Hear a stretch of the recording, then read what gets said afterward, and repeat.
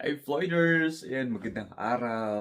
Since day off ko ngayon, aalis ako, pupunta ako sa isang German language school and mag-inquire na rin tayo, no? Kasi pinaka-importante talaga pag dito sa Germany ka, dapat matuto ka mag-Deutsch. For you to be able to integrate with German society, you need to learn German and it is really, really vital. So, samahan niyo ako guys, no? Pero bago yan, may pakiusap po sana ako sa inyo. Sana huwag niyo pong i-skip yung ads na makikita niyo pag clinic niyo yung videos namin, no? Para, yun lang yung other means ng pag-earn dito sa YouTube. Right? At kung bago ka pa sa channel na ito, please don't forget to subscribe and hit the notification bell below for latest updates. Ayan. So again, my name is Loy and you are watching Floyd D Vlogs. Samahan niyo ako guys. May pupuntahan tayo, okay? And guys, nakalabas na tayo. Naglalakad tayo. Ayan, papuntang bus station.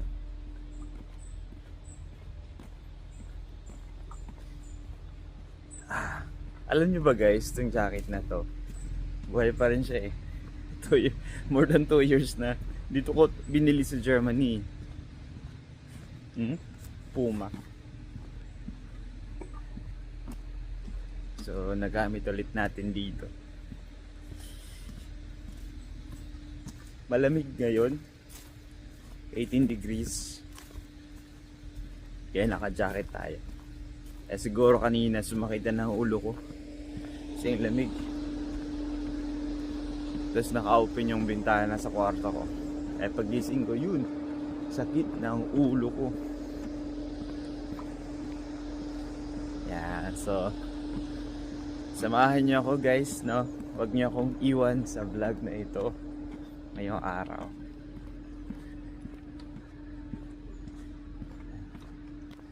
Kasi bala ko talaga mag-aral sa gabi. No, lalo na pag may full-time job na ako. Trabaho sa araw, mag-aral ng Deutsch sa gabi. By the way, ang level ko ngayon, level A2. So pumasa naman ako ng meron ako A2 certificate. Titingnan ko kasi may assessment pa daw eh. So i-assess mo na yung level ko bago ako mag-proceed sa B1. Yan. Diyan pala si Dong ngayon, nagtatrabaho siya. Baka makita tayo guys. Nagpa-vlog. Udong, saan ka ba? Yan.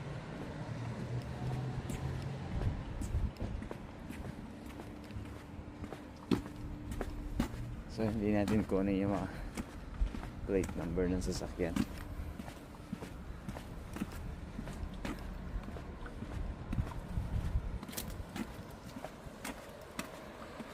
Sariwang hangin guys, grabe.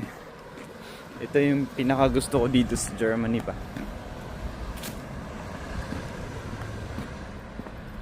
Yan. Naglalagas na yung mga dahon. Kasi malapit na rin yung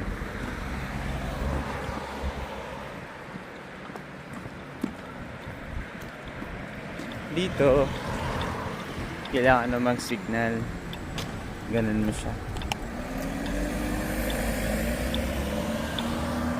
pag tatawid ka. So yan, okay na, tatawid na tayo.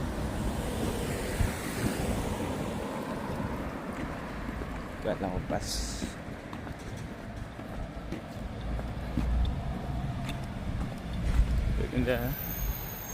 Kaganda na mga structure dito, building.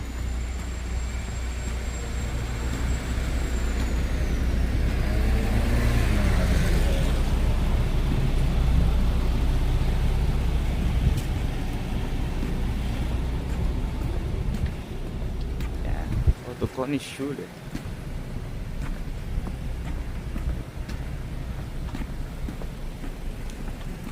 Doon tayo sa kabila, guys. Itong street na to, pag dire-diretso to, papuntang Bad Godesberg. Yung sinasabi ko sa inyo na malapit na ano dito, train station. Yan, dyan, dire-diretso nyo lang. Tapos dito, yan, 11 minutes, guys. So, yan yung bus Haltestelle. Bus stop. Yan.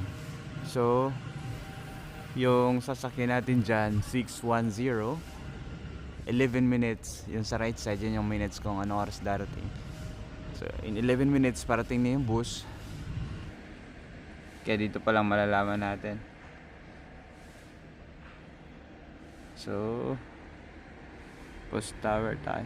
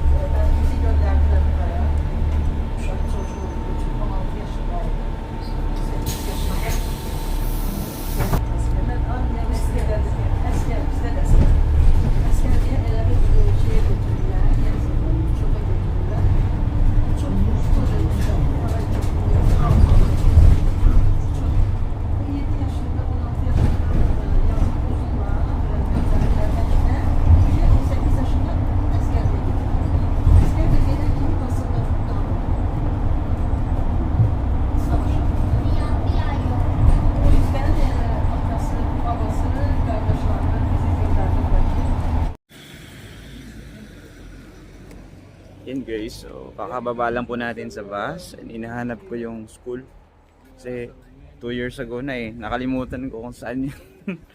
So lalakarin natin, pabalik, maglakad-lakad tayo.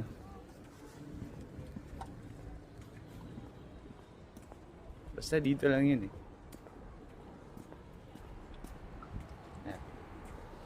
So ito pala guys, yung ano, post tower, post bank. Ayan. So ito yung central office pinaka-head office ng DHL sa buong mundo. And dito yan matatagpuan sa Bonn, Germany. DHL. Dito yung headquarters nila. Kasi pag nagpapadala kami ng DHL. Alam nyo na yung DHL pala. Andito pala yung headquarters niyan sa Germany. So, patuloy tayo sa ating paghahanap. Saan kaya yan?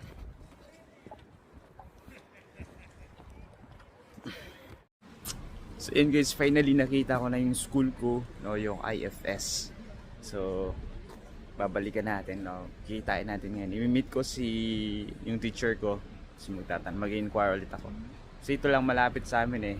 May isa sa Bonn Lengua, pero sa Bonn Hauptbahnhof. Ito ay pinakamalapit sa amin. Puntahan natin.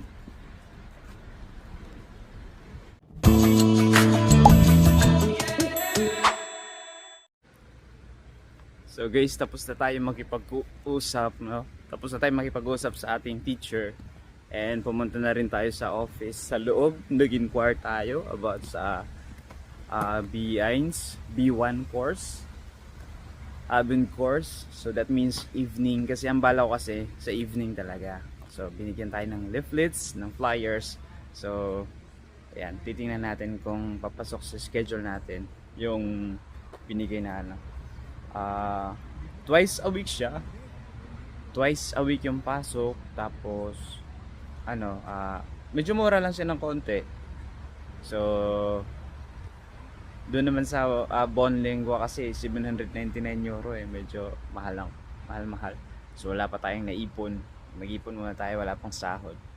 Kaya kung sakali, dito muna tayo sa sa IFS, no? Dalawa yung option ko. Kasi meron din silang pang Abend course na mag-start from 6 to 8:30 in the evening or 6 to 9, parang 3 hours. So suma total 6 hours a week. Ang start kasi nito sa August pa. Yan. Maganda din dito eh kasi malapit lang eh. Malapit lang sa amin. Pakita ko yung may nakita ko kaninang mga yan, ito yung school. Yung building. Yan.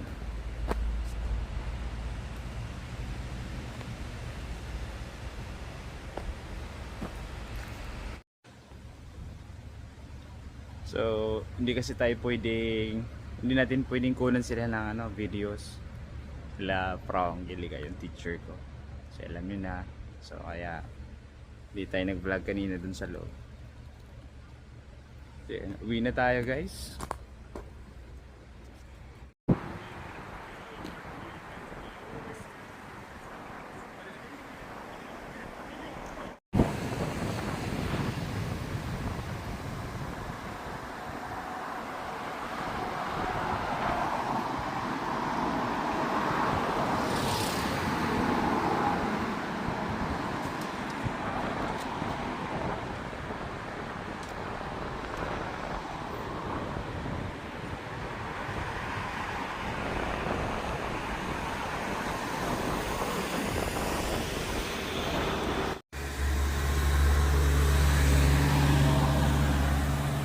Guys, medyo masama ang panahon ngayon ba? Pero hindi pa naman naulan. Makulimlim lang. Makulimlim. Pero malamig. So, ayan. Ayan yung view natin ngayon. Dito tayo sa Johanniter Krankenhaus. So, ipakita ko sa inyo yung share ko sa inyo yung information dito.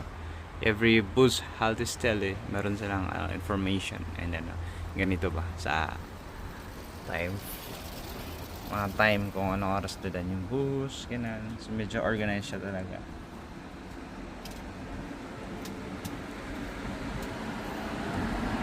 Ayan.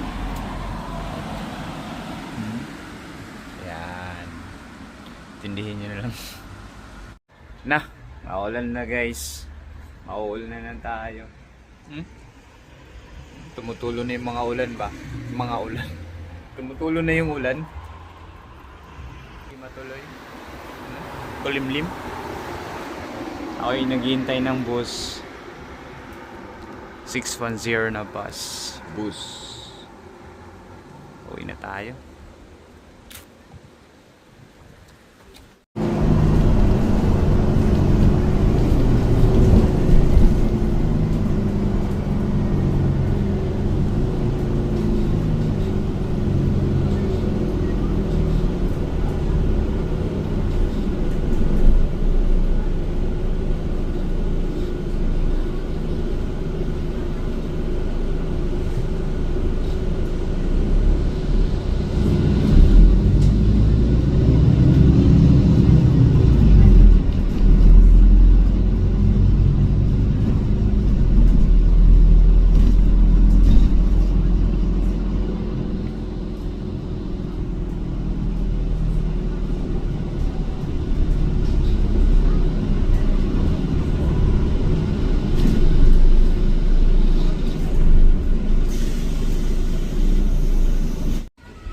Ano guys, sumulan na talaga.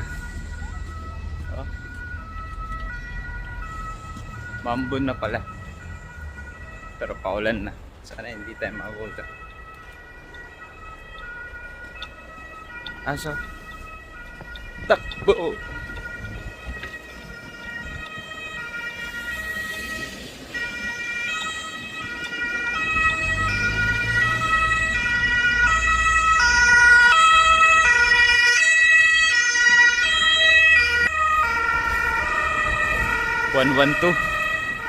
Sa atin 911.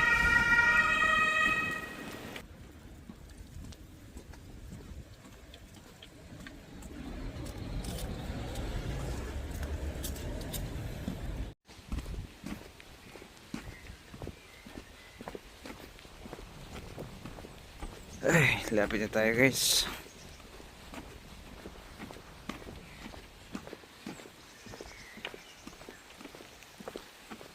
Maulan na.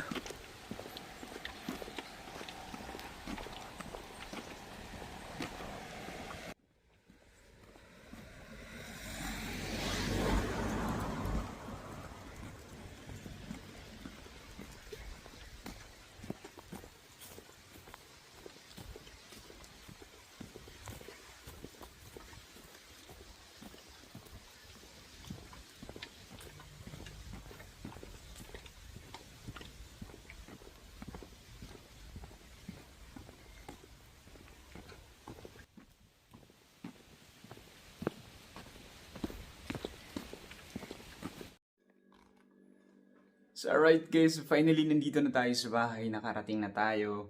So, ang nilakad natin ngayon, yung ating German language course. So, nag-inquire tayo sa IFS, which is by next month pa magsisimula yung B1.